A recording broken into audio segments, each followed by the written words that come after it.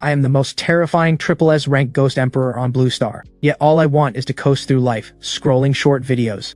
But the Reborn school beauty insists on exposing me to the government. She even wants me to become the nation's guardian. Because this Reborn school beauty knows something. In 1 year, the uncanny will awaken across the globe. The entire world will fall. And for Gia to survive, the only way is for the triple S rank Ghost Emperor, me, to become their guardian god. Right now, I look down at the purple-haired woman kneeling before me. I sense a familiar aura within her, one that feels oddly akin to my own. My eyes narrow. Expressionless, I speak. Tell me, who are you? Where do you come from? And how do you know I exist? Hearing this, Vivian doesn't hesitate. She looks up, meets my eyes, and speaks. Lord Ghost Emperor, I come from 15 years in the future. I am your saintess. In 1 year, the uncanny will awaken across the globe, and you will be Xia's last hope. You will be the guardian god of all its people. Hearing Vivian's words, I'm a little surprised. I stare off into the void. For someone like me who already stands at the peak of the world with nowhere left to climb, life has become a stagnant pond. Anything that stirs the water catches my interest, especially when the mystery involves my own future self. A triple S rank Ghost Emperor who spends his days idle, scrolling short videos,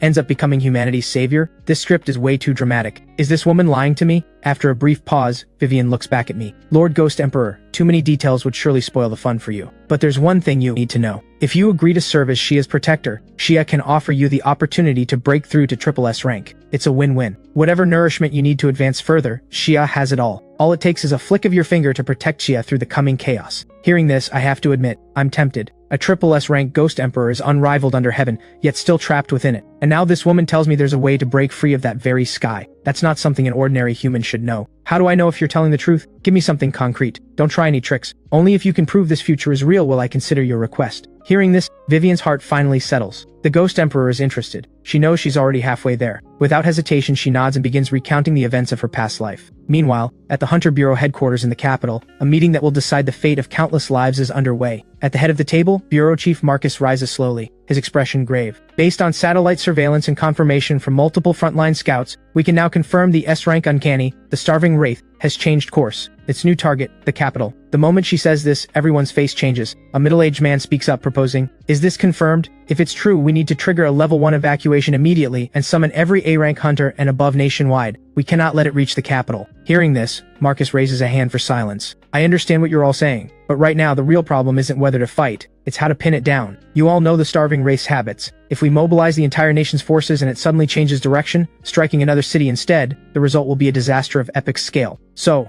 Marcus turns to face Xia's only S-rank hunter, Kane. I need you to lead a squad of A-rank hunters, centered on the capital, to run high-frequency patrols. The moment it shows itself, strike immediately. But the words have barely left her mouth when the comm system at the center of the room suddenly flashes red. Everyone's heart tightens. Marcus connects the call instantly. A holographic projection materializes before them. On screen is Cole, captain of the frontline tracking squad, smoke billowing behind him on the battlefield. His voice is urgent and grim. "Chief, the starving wraith is moving. It's accelerating, heading straight for the capital. A real-time tracking map is projected. The crimson path cuts through the map like a blade, aimed straight at the heart of the capital." At the same moment, the Bureau's core system blares a piercing alarm. Marcus's expression turns grim. Warning, warning, S-rank uncanny detected. An S-class protected target lies in its path. The next instant, a location map zooms in automatically. A single name is marked clearly along the crimson path. Vivian Kane, who had barely been holding onto his composure, shoots up from his seat. "What? Why is she there? Didn't I tell her not to wander off? Contact Leo right now. Tell him no matter what happens, get her out of there first." Meanwhile, after listening to Vivian's full, unreserved account, I've basically confirmed one thing. What she's saying is very likely true. I withdraw the terrifying pressure blanketing heaven and earth. Halfway up the hillside cemetery, Leo, frozen in place for so long, suddenly goes slack and collapses to his knees. He gasps for air, as if he just fought free of drowning. Slowly, his senses return. The instant he can move, he grabs his comm device, already burning hot from alerts, his face hardening. A virtual screen pops up instantly. Dozens of red alerts flash wildly. The moment he reads "Starving Wraith," his first instinct is to protect his young mistress. He whips around to face Vivian. "Miss, run! The starving wraith is coming!" But Vivian doesn't move, unbothered. Calmly she says, "No need to run. I know about the starving wraith. It's just an S-rank uncanny. With the Ghost Emperor here, it wouldn't dare act out of line." At the same time, less than a mile from the cemetery on the road, a churning mass of black fog surges forward, its target unmistakable, straight for the cemetery. Within the fog, countless shriveled, twisted faces writhe. This is the S-rank uncanny, the starving wraith. Just as it's about to step into the cemetery, I, who have kept my eyes closed in thought this whole time, slowly open them. The next instant, the pressure of a double S-rank Ghost Emperor quietly radiates outward. In that instant, the entire cemetery feels torn away from reality itself. The starving wraith, charging at full speed, freezes instantly, as if gripped by an invisible hand, pinned in place. Then it jerks and twitches like a puppet on strings. At the same moment, Cain arrives by aircraft just outside the cemetery. He draws his longsword and cuts down in a single strike. The starving wraith's shroud splits open at once. Everyone finally sees clearly what's inside the cemetery. They see me, and the starving wraith dancing helplessly at my feet. Cain's eyes meet mine. In the next instant, the air around him feels sucked away. He tears at his collar, gasping for breath. Even inside him, the S-rank uncanny he's carried within him for years is trembling now, gripped by an instinctive terror. But just then, Vivian walks over, and the uncanny inside him finally settles. Vivian reassures her father. "Father, you don't need to be so wary of the Ghost Emperor. He means us no harm." The moment she says this, it's like thunder crashing over the cemetery, inside and out. Cain's throat runs dry. Cold sweat breaks across his skin. He stares hard at his daughter as if seeing her for the first time. "Vivian, what are you saying?" But Vivian doesn't look away. She meets his gaze head-on and nods firmly. "Father, I mean it. This is Lord Ghost Emperor, a triple S rank being. I came here today specifically to meet him." The moment she says this, everyone present falls into dead silence. Triple S rank. The rank itself is practically taboo, a level of existence humanity has never truly faced. After a long silence, Cain can no longer hold it in. He turns and shouts, "Vivian, do you know what you're saying? Triple S rank isn't just an uncanny incident anymore. That's a natural disaster. How do you even know he exists? And why are you taking his side?" Hearing this, Vivian takes a deep breath. This moment has come at last. He speaks with care. "Father, Chief Marcus, what I'm about to say concerns the future of Ja, and whether you all survive at all. I know these things because I came back from the future. I have been reborn." The moment he says this, Marcus's voice carries a gravity never heard before. "Vivian, you need to understand this isn't something to say lightly. Chief, your eyes are sharp. If I were lying, you would surely see through it soon enough. But if what I say is true, and you fail to take my warning seriously, you will regret it when Xia's darkest hour comes. In my previous life, 1 year from now, across the entire world, the uncanny will undergo their first great surge in power. They will run rampant, plundering and killing everywhere. Humanity will lose all initiative. The uncanny will no longer be a passing calamity. They will rise to the top of the food chain, and humans will become their prey. Cities will no longer shelter humans. They'll become the uncanny's dining table. Shelters will only be coffins that delay death, filled with endless fear and hunger. People will be dragged into the ghost domain fully conscious. They will turn on each other in hunger and terror." The moment she finishes, dead silence falls over the room once more. Cain stands frozen. 20 years together, and he knows his daughter too well. Vivian is not someone who exaggerates, and she's certainly not someone who would joke about something like this. The grief on her face right now isn't an act. It's the look of someone who has already witnessed hell on Earth, a feeling this life's Vivian has never known. At the same time, inside the command hall, the Nuwa system kicks into high-speed operation. Moments later, a cold line of data appears on the main screen. The Nuwa system summary. Narrative content matches current anomaly trends at 99%. Seeing this, Marcus falls silent. His hand grips the edge of the table so tight it whitens. But Vivian doesn't give him more time to hesitate. She continues, "Chief, I recall Xia's Operation Dragon Rise has already been officially launched, hasn't it?" The words strike like lightning, crashing through the command hall. Marcus's head snaps up. For the first time, his voice loses its composure. "How do you know about Operation Dragon Rise?" Vivian doesn't answer. Instead, she counters. "Haven't the gifted hunters you selected ever reported back to you? The uncanny's activity is rising. The ghost domain stability is strengthening." Marcus doesn't argue further, because he's already pulled up the relevant files. Every single one confirms what Vivian is saying. The command hall falls completely silent, but just then, a calm voice suddenly speaks. "It's me, Operation Dragon Rise. That's the plan where you're trying to use gifted hunters to fight the uncanny, isn't it? I recall it was launched not long ago. I even went and watched the beginning of it myself." Those words alone drain the color from Marcus's face. The military maintained the tightest secrecy, yet both of these people know. In this moment, he finally understands what it means to stand before a being from a higher dimension. Their secrets may never have been secrets at all. Vivian continues recounting the future she once lived through. The uncanny erupt on a global scale. Nations fall one after another. Even Xia, despite its vitality, can barely hold on, until the day the Ghost Emperor finally appears. 10,000 ghosts besiege the capital, its walls on the verge of falling. Humanity, in despair, waits for death to arrive. And the Ghost Emperor, alone, crushes 10,000 ghosts. From that moment, Xia endures. The Ghost Emperor becomes Xia's final guardian god, and I become the Saintess, with speaking for humanity before him. But it all comes too late. By then, Xia has been battered down to its last breath, hanging on by a thread. Even if we manage to save it in the moment, years of accumulated losses still drag this nation, this world, toward ruin. Vivian's voice shifts from sorrow to resolve. But this future hasn't happened yet. Everything can still be saved. Chief Marcus, are you ready to choose? Hearing this, Marcus falls silent for a long moment. then slowly lets out a breath. Stand down the alert. Seal this information. Kane, stay at the cemetery with Vivian. With that, Marcus cuts the connection. Carrying the full recording and the Nuwa systems analysis, she strides forward, heavy-footed, straight toward the Sky Palace. Meanwhile, in the cemetery on the capital's outskirts, I speak up quietly. Your father's calmer than I expected. I suppose that's what it means to be a soldier. Hearing this, Vivian replies softly, with pride. Because he's a hunter. People like us learned long ago that this world was never safe. Our purpose is to make it a little safer. I don't respond right away. I just smile, my gaze seeming to pierce right through space itself. Let's go. They're waiting for us. With a wave of my hand, I tear space itself open, take her by the wrist, and step through. Inside the cabinet chamber, Marcus, still deep in discussion with his colleagues over other matters, suddenly feels the air turn cold. The next instant, two figures appear out of thin air. No warning, no sign at all. They're simply standing there right in front of him. I raise a hand in greeting. Hello, Chief Marcus, and you must be Shia's highest authority. I turn to the old man beside him and smile faintly. The instant I speak, the conference room feels as if the air itself has frozen solid. The next second, above the room, the Nuwa system's alarm shatters the silence with a piercing shriek. On-screen data churns wildly. Highest level anomaly target locking on. Threat level, immeasurable. Recommend immediate activation of maximum protection protocol. All personnel to level 1 combat readiness. Almost at the same instant, the heavy alloyed doors burst open. A wave of fully armed guards and hunters pour in one after another. The click of weapons loading echoes through the room. Runes flare to life. Ghost energy surges. The once modest conference room is packed shoulder to shoulder in an instant. The air itself thickens with a killing intent stretched to its limit. Marcus immediately steps in front of Elder Lee, his expression taut, eyes locked on me, not daring to let her guard down for even a second. With just one word from Elder Lee, this room would become an actual battlefield within a second. But Elder Lee simply rises slowly, raising a hand. That's enough. Everyone out. Marcus hesitates for a beat, then finally nods. The guards file out, the alarm fades, and soon only 4 people remain in the room. Elder Lee breaks the silence first. Mr. Ghost Emperor, how should I address you? Judging by your appearance, you look like one of Shia's own people. I'm curious, do the uncanny also originate from humans? Hearing this, the corner of my mouth lifts slightly, because I know exactly what this old man really wants to confirm isn't the answer itself, but where I stand. I speak calmly. Elder Lee, the uncanny don't come from humans. At least I don't. This current form of mine is just for convenience while I'm operating in Shia. After all, dressed like this, doesn't it make me feel a little friendlier to you? Hearing this, Elder Lee pauses, then laughs.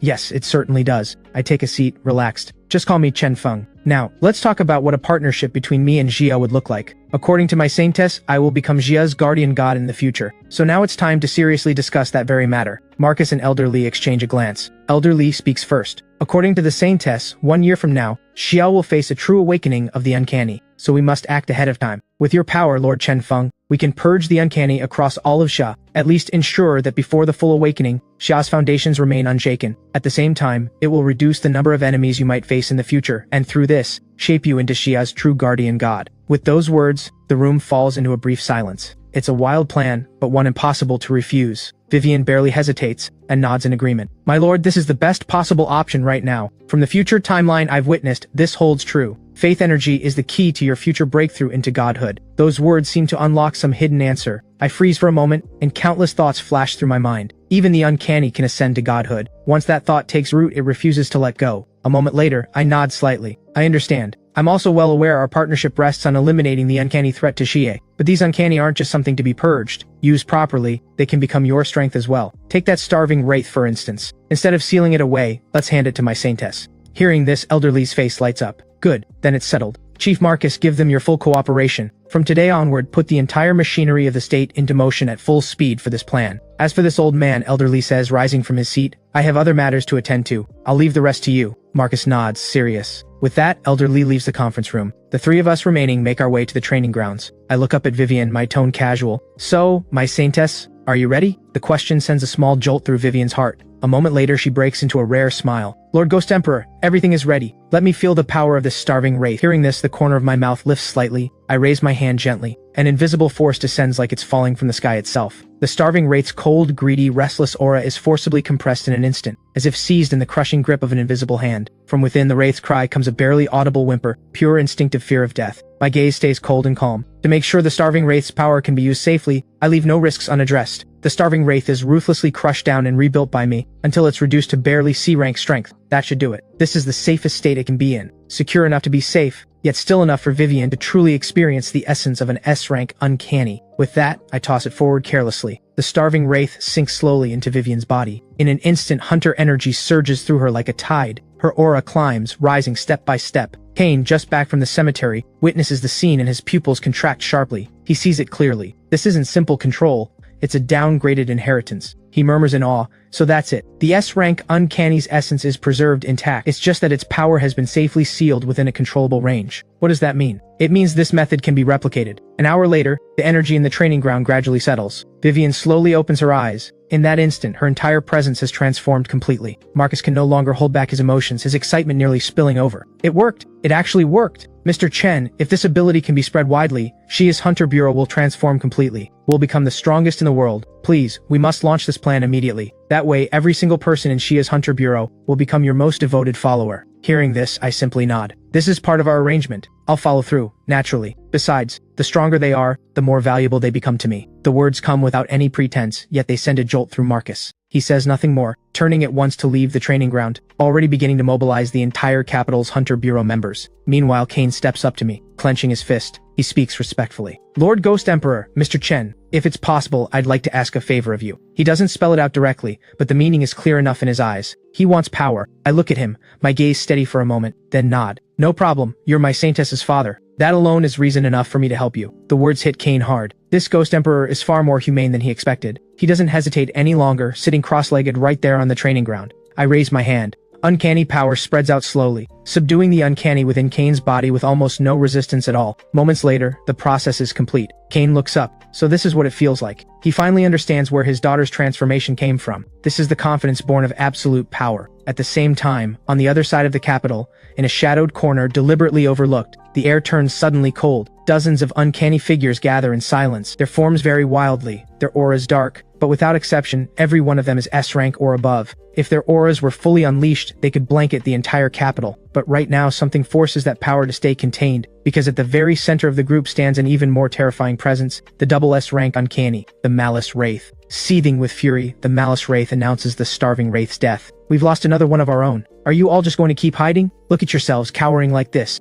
Humans are so fragile, why not feast on them? The capital right now has more humans than anywhere else. It's the perfect feast. Rather than being picked off one by humans, why not march straight into the capital and catch them completely off guard? Hearing this, the other Uncanny nod in agreement, one after another. Soon, driven by the Malice Wraith's will, one shadowy figure after another slips silently into every dark corner of the capital. Their target is unmistakable, humans. But even as the Uncanny quietly position themselves inside the capital's Hunter Bureau, a genuine transformation is unfolding at the very same time. The training ground's doors open again and again. Wave after wave of Bureau operatives enter under Marcus's personal direction, passing into this temporarily sealed zone. Meanwhile, the starving Wraith's disappearance ripples outward like a boulder dropped into a still lake. Encrypted reports, one after another, are rushed to core institutions around the world. Question after question gets raised again and again in intelligence briefings across nations. Some even put forward an even more alarming theory. Has Jia already produced a double S-rank hunter? But the moment the idea surfaces, it's shot down almost immediately, because under current understanding, double S-rank is practically synonymous with an uncontrollable disaster, something no single nation could possibly withstand. And while nations are still frantically running their analyses, trying to make sense of it all, Xia does something that leaves the entire world stunned. Completely stunned. A public announcement, with nothing held back, goes out through official channels, broadcast simultaneously at home and abroad. Nationwide, Xia formally launches its plan to spread hunter power to the masses. The instant the news breaks, it's as if the whole world hits pause. Pedestrians stop in their tracks to listen. Countless hunters across the globe glue themselves to their screens, almost certain they've misread the report.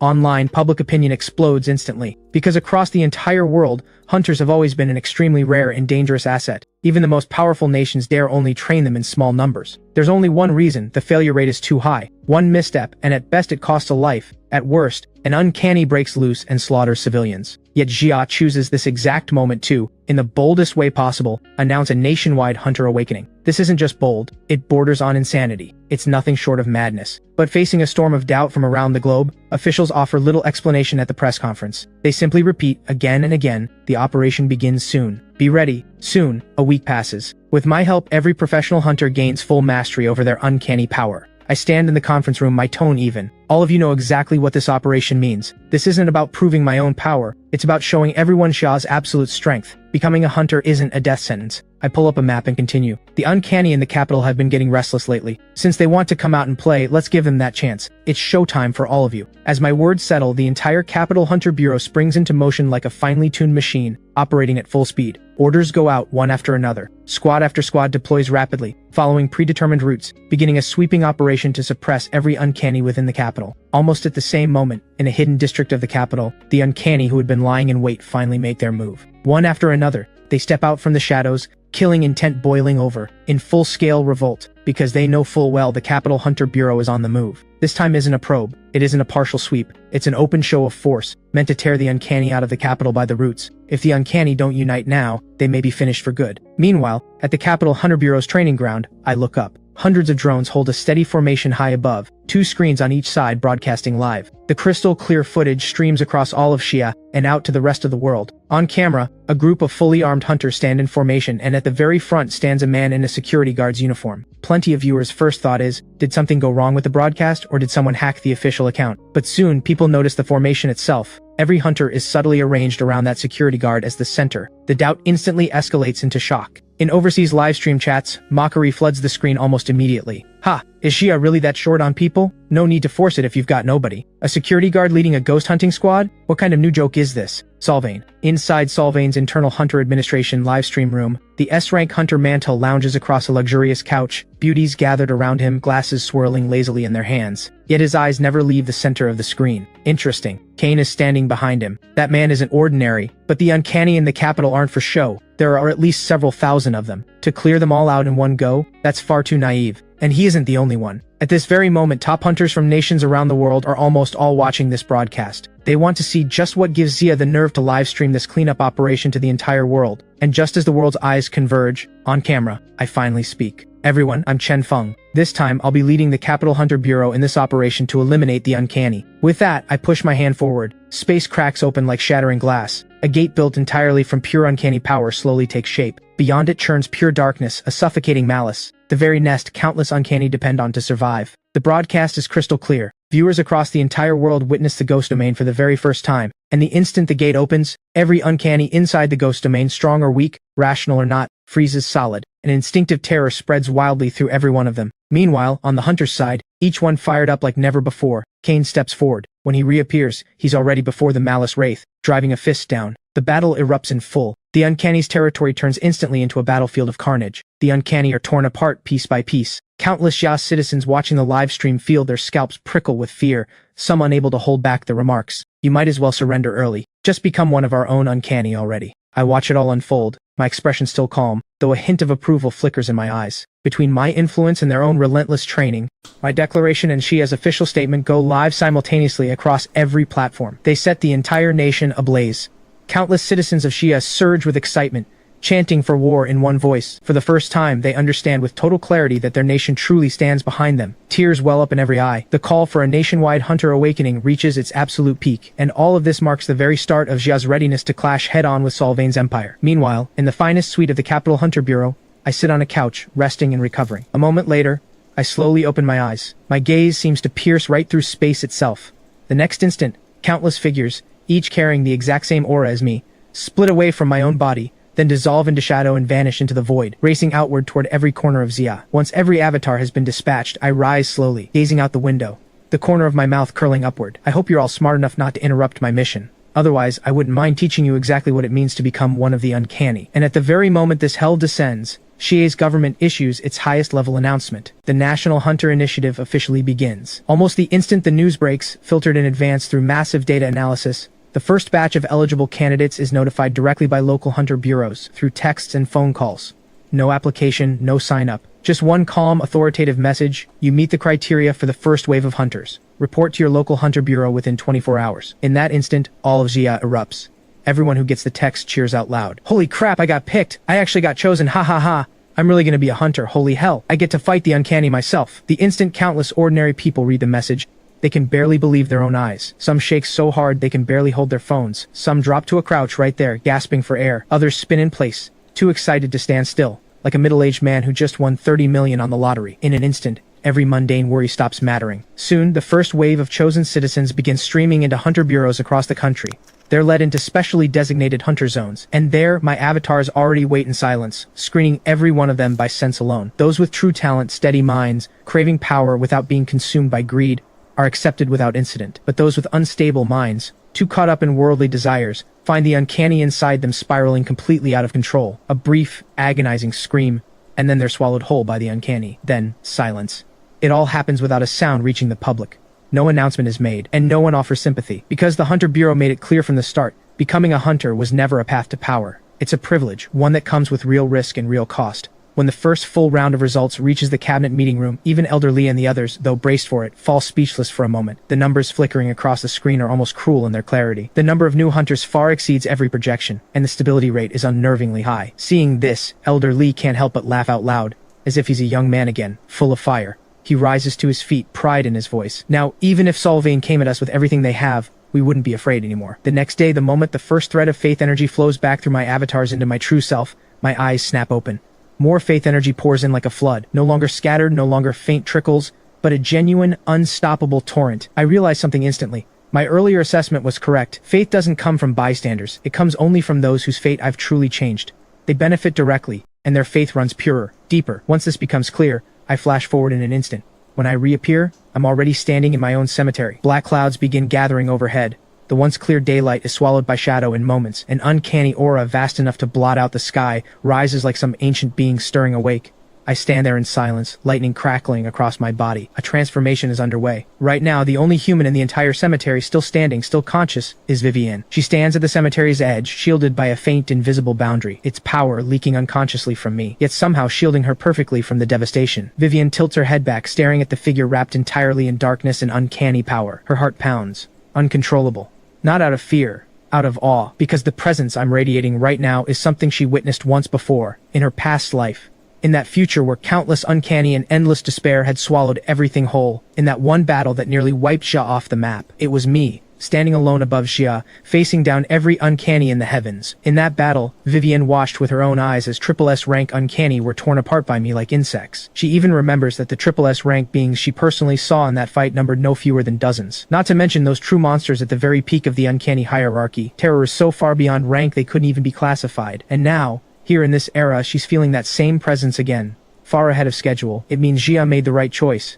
It means the future has already changed. Vivienne's eyes fill with tears. Her rebirth was worth something after all.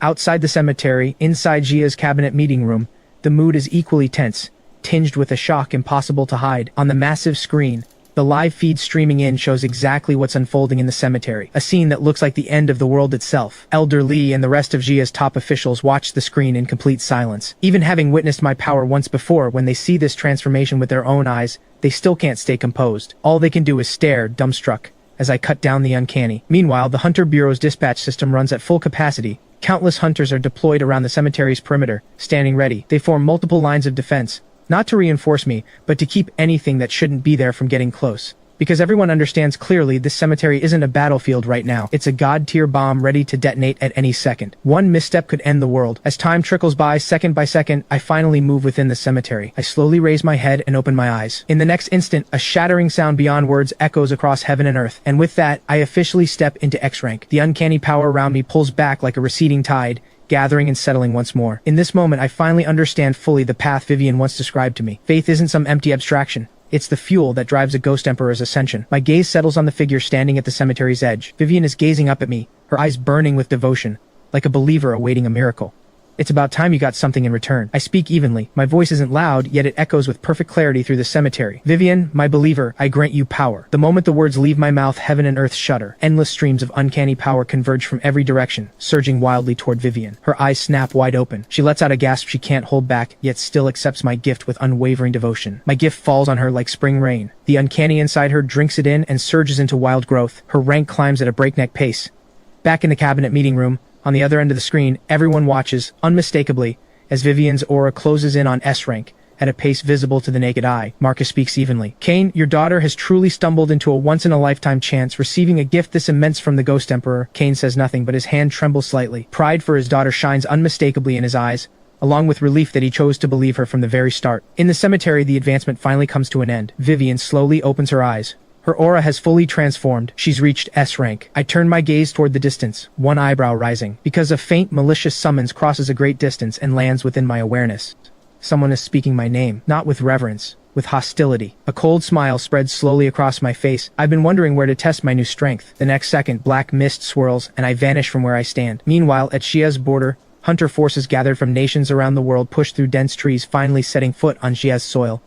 Solvane's Hunter Affairs Action Team leader Steve speaks in a low voice. Everyone, one last check. Once we're inside Xia's territory, every movement stays in constant contact. Report anything unusual immediately. No one pushes ahead on their own. Understood? Steve's eyes sweep across the group, but he finds his words haven't landed with everyone. Some are still joking around, half ignoring him. A scornful laugh rises from the crowd. A middle-aged man steps forward. Captain Steve, aren't you a little too tense? We're just stepping into Xia. It's not like we're facing that so-called god directly. Besides, you're not the only S-rank hunter here, so here's my point. His tone rising, growing more animated. Let me take temporary command. We'll advance faster and hit harder. Only that way will we actually draw out this so-called guardian god of Xia. Steve's voice hardens. I don't agree. This isn't a stage for personal heroics. We carry the weight of our nations on our backs. We're here to probe, not to throw our lives away. But the moment he finishes, the other nation's hunter representatives exchange glances, clearly unhappy with what Steve just said. After a brief silence, someone nods. Someone murmurs agreement. It's not a bad idea, actually. After all, Mr. Duke has real S-rank frontline experience. This operation really does need someone tough enough to command it. Another soldier chimes in. Right. The more aggressive we push, the faster we'll draw the target out. The mood shifts fast.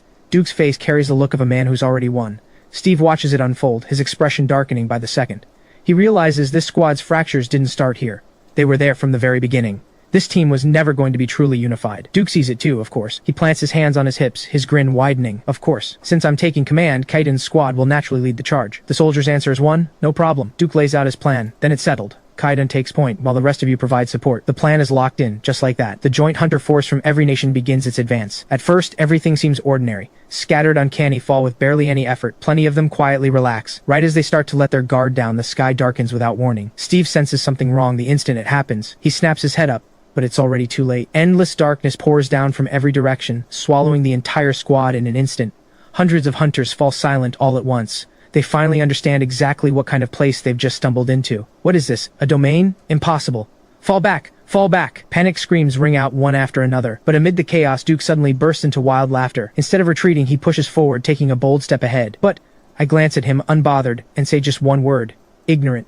My voice isn't loud, yet it reaches every ear with perfect clarity. The next instant, I raise my hand. All of you. Receive your welcome. As the words fall out of the darkness, one uncanny figure after another slowly emerges. Each one different in shape, each one radiating terror. The hunt begins in earnest. Screams drown out everything within seconds. The smell of blood spreads through the entire forest. In a matter of moments, the battlefield is sealed off completely. Not a single hunter escapes. Back in the capital, inside Xia's cabinet meeting room, everyone watches it unfold through satellite footage. That single scene becomes the one image none of them will ever forget. That this is a god's power? Marcus's voice comes out dry and strained. Even having watched Chen Feng in action countless times before, even having braced himself for it, when he actually sees the full picture of that border battlefield, his mind still goes blank for a moment, unavoidably. Beside him, Kane has stopped caring about appearances entirely. He leans forward, both hands pressed hard against the table. So it can be like this. So this is it. A hunter's true endpoint isn't fighting the uncanny, it's standing above them entirely. In this moment, he feels as if he's glimpsed an entirely new path. One that leads toward true godhood itself. By contrast, Elder Li and the rest of Xia's leadership look remarkably composed. The smiles on their faces aren't wild, uncontrolled joy. They're the calm of things finally settling into place, as if everything unfolded exactly as they expected. Elder Li speaks slowly. Xia's guardian god. This is our greatest strength, and it's the foundation Xia will truly stand on throughout this entire age of the uncanny's return. Save every second of this footage immediately, and back it all up. This is strategic-grade footage. It's also the finest proof Xia has of showing the entire world the true strength of a great nation. Meanwhile, at Xia's border, with one last agonized scream, it finally falls silent. The battle comes to an end. The forest returns to its usual stillness. Across the ground, bodies lie scattered every which way. Some are corroded ash gray by uncanny power. Others still wear the terror of their final moment. Duke among them. Not a single invader survives. Before long, their remains will simply feed the forest. They once carried themselves with total confidence, riding high, believing their strength unmatched, their nations mighty, here only to test tiny Xia. But not until the moment death arrived did they finally understand. This expedition was doomed to end exactly like this. From the very start. I stand above the sea of bodies, my expression cold, indifferent.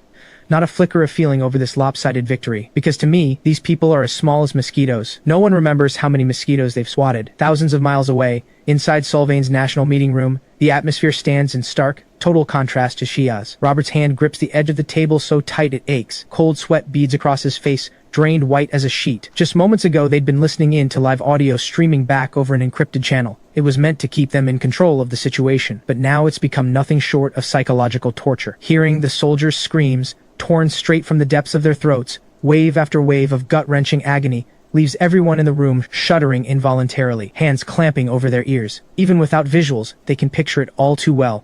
Exactly what kind of hell it must be. Robert's throat bobs. His whole body trembles.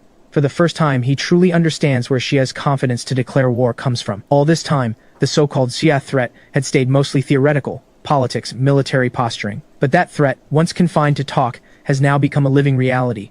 One man cutting down an army. The room descends into chaos. Everyone wants to know what exactly happened. What did Xia actually do? Are they hiding something? Robert finally snaps back to himself, shouting an order. Activate the backup plan, now. Send the reserve unit to scout immediately. Do not enter Xie. Every action prioritizes their own survival above all else. The order is carried out at once. Before long, Solvain's second hunter unit reaches Xia's border. The unit is small in number but armed to the teeth, defenses maxed out. Its leader, James, is a seasoned A-rank hunter himself. But standing just outside the border, the instant he looks into Xia's territory, his entire body freezes. The sky hangs low and gray, as if it could collapse at any moment. In the distance, uncanny energy churns like a tide. Even from miles away it sends his heart lurching in waves. That isn't pressure, that's a warning. James raises his hand almost purely on instinct. The whole squad snaps to maximum alert instantly. Even standing perfectly still outside the boundary line, he still feels wave after wave of suffocation. He gives the order, forcing himself to think clearly. We go no further. Set up the broadcast equipment. Send the footage back. We don't need to advance any further. The moment he says this, not a single person objects because everyone understands one more step forward means certain death. And the instant the broadcast signal locks in, I, far off at the heart of the battlefield, slowly raise my head. A soft, barely audible laugh escapes me. So we have an audience. Maybe they'd like a more beautiful picture. With that, I deliberately pull back part of the uncanny domain, giving the camera a clearer, more spectacular view. The next instant, the ground shudders. A hillside collapses. A straight, open path comes into view. On either side, bodies pile like mountains, some still frozen in expressions of pure terror. And above the corpses, beneath the ash-gray sky, Duke's spirit hangs suspended high in the air. His agonized howl carries live across the entire world. In this moment, both the reserve unit at the border and every nation's leadership watching the broadcast fall into the exact same silence. They finally grasp one truth. What stands before them is a true god, a power no human could ever hope to match. Inside the meeting room, the crushing silence stretches on for a full 10 minutes. Finally, a voice breaks it. If we can't win, then let's just bow down and submit. The words alone freeze the entire room for a beat. The one who speaks is Kaidan's Hunter Affairs Chief Griffin. He rises to his feet, not a trace of shame on his face. In fact, he sounds entirely justified. Everyone, our warriors have already paid with their lives to establish one fact, and that fact is, Xia is not a nation we can afford to provoke. Given that, why should we keep throwing our people away? What we need to do is shift our position immediately and pursue cooperation with Xia instead, not keep playing the fool as some laughable rival. The facts have proven we simply cannot resist them. The moment he says this, after a brief silence, murmurs of agreement start rising through the room. In no time, words like cooperation, peace, and misunderstanding get repeated over and over. As if, just hours earlier, none of them had jointly planned that border probe, and no soldiers had died on foreign soil at all. Pragmatism shows its true face in full force. Soon, a so-called preliminary cooperation proposal gets hammered out amid the chaos and fear. In the end, it falls to Solvain's president, Robert, as the most weighty representative present, to step forward and open formal talks with Xia. Meanwhile, as the bloody aftermath at the border hasn't even fully settled, I've already flashed back to the capital, appearing in the meeting room. I give Elder Lee a quick rundown. The little rats at the border are all cleaned up. Though those people should be coming to negotiate with you very soon. The moment the words leave my mouth, Elder Lee can't help but burst out laughing. Chen Feng, you're not just terrifyingly strong, you're mind-sharp too. We figured out their little scheme long ago. We've been rivals for years after all. But this time, we genuinely need some outside resources. As the National Hunter Initiative pushes forward, Xia's internal uncanny resources are already showing signs of strain, especially mid to high rank, uncanny. Demand far outpaces supply. It's a real practical problem. I'd already thought of this myself. I say evenly, make them open their borders. We need the uncanny from neighboring nations. I'm confident they'll agree. The moment I say this, every eye in the cabinet lights up at once. If it's going to be cooperation, there needs to be some real sincerity behind it. Elder Lee taps the table. Just opening a border feels far too half-hearted. The moment he finishes, the room fills once more with knowing laughter. I don't stay for the rest of the discussion. What needed doing is already done. I leave the cabinet chamber, Vivian beside me. Now that the world has come to call her saintess, strength is the only answer that truly matters. Vivian now has to prove to everyone that she's worthy of that title. But even as I go into seclusion to train, Robert, thousands of miles away, can no longer sit still. Fear eats away at his reason, second by second. He knows full well the longer this drags on, the harsher Sia's negotiating terms will become. So an emergency video call is patched through. Elder Lee's face appears on screen. Robert flashes his practiced friendly smile. "My dear Lee, we've looked into everything that happened at the border. We express our deepest regret. That was entirely Steve's own reckless decision, nothing to do with us. We never issued any order against Xia. Sylvain has always loved peace. What we want is friendly, deep cooperation with Xia." He rattles all of this off in one breath, his tone humble, his posture as low as it gets. But Elder Lee just watches him quietly, waiting until he finishes, then replies evenly. "Are you done?" Robert freezes for a second. "Done? Good. Now it's my turn to talk." Elder Lee lays out Xia's demands, all of them. In just a few short minutes, Robert's face flushes deep red. He can't hold back his temper. "Lee, this is nothing but robbery. Do you even know what you're asking?" He slams the table hard enough to rattle it, and keeps going. "Open our borders and pay you the Wraith essence from 100 S-rank uncanny on top of it? That's simply not possible. If we agree to that, we'd be traitors to our own people. Lee, our nation needs its soldiers too. You're asking us to sign our own death warrant." Hearing this, Elder Lee doesn't lose his temper. He simply smiles faintly, then asks, almost carelessly, "Are you sure you want to refuse me? Think it through carefully. Do you really want Xia's guardian god?" Elder Lee's grin turning sly fox-like, "To pay you a visit and have a nice long chat with you all?" The moment those words land, Robert's breath catches in his throat. Dead silence falls over the room. A suffocating grip, like an invisible hand, slowly closes around every throat in the room. And that crushing weight bears down hardest of all on Sylvain's supreme leader. Robert closes his eyes. In his mind, images rise unbidden. Scene after scene from the border battlefield. And with that, strangely, his mind settles into calm. He looks up at Elder Lee on the screen, not agreeing outright, but forcing a heavy, deliberate tone instead. "This matter carries too much weight. We need to discuss it internally. We'll resume in 10 minutes. With that, he cuts the call without hesitation. The screen in the room goes dark instantly. Robert turns around, his gaze sweeping across every nation's hunter representative in the room. "Make your calls. Report everything that just happened to whoever's standing behind you exactly as it went." Sylvain has already decided to agree. Whether you follow is entirely up to you. The moment he says this, more than a few faces turn ugly in an instant. But no one argues, because deep down they all know Robert is telling the truth. The next second, throughout the room, phones ring one after another, every representative on the line with their own leadership. Meanwhile, inside Xia's cabinet meeting room, Elder Lee and the others aren't idle either. They're preparing just as hard for what comes next. Pressure is only step one in bringing the other nations to the table. Xia still needs to offer something worthwhile afterward.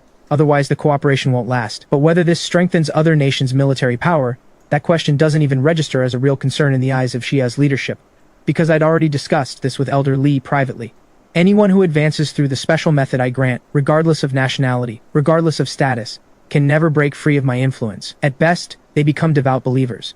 At worst, they become my servants. In other words, from the very start, this was never an equal partnership. Jay wins once through the faith system and wins again. A genuine, complete, absolute landslide win. Marcus can already picture it playing out, barely able to keep the corners of his mouth from curling up. If things really unfold that far, then Xia will effectively control the entire world's hunter system indirectly. This isn't just a rise. This is total coverage. Elder Lee nods, his gaze distant and deep. A golden age isn't far off. Release the footage. Let the whole world see exactly how hunters who dared trespass on Xia's border died. The moment he finishes, Marcus claps his hands and laughs. Good.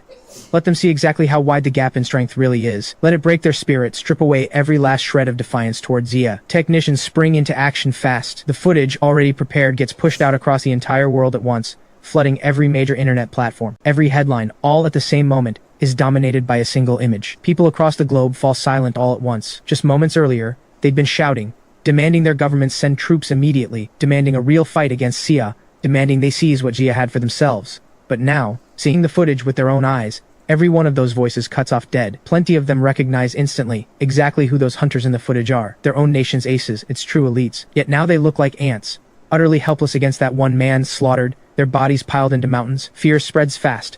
Public opinion turns on itself instantly. Citizens across every nation start pressuring their own governments in unison. And by the time each nation's leader realizes things have spun completely out of control, they're already trapped, unable to back down. Xia is waiting for their answer. And their own citizens, striking and pressuring at home, are waiting for an answer too. If they can't offer a satisfactory explanation, what awaits them is being torn apart by their own people's hands. Finally, in the national meeting room, the grim-faced hunter representatives from every nation trade a single glance. Exactly as Robert predicted, they have no choice left. Agree, or it all falls apart. Best to move while Xia is still keeping things civil. In the end, every one of them bows their head. Robert's expression is already about as ugly as it can possibly get. It's the look of someone driven into a corner, forced to keep up appearances anyway. A stiff, brittle mask. The air in the room is thick enough that it's hard to breathe. Everything unfolding has slipped completely beyond his control. He never imagined Xia would move this decisively, this ruthlessly, laying every truth bare for the world to see. No cover, no room to negotiate, none of the usual unspoken diplomatic courtesies. This is a raw, naked demand for them to submit. How dare they? Robert's knuckles clench without him meaning to.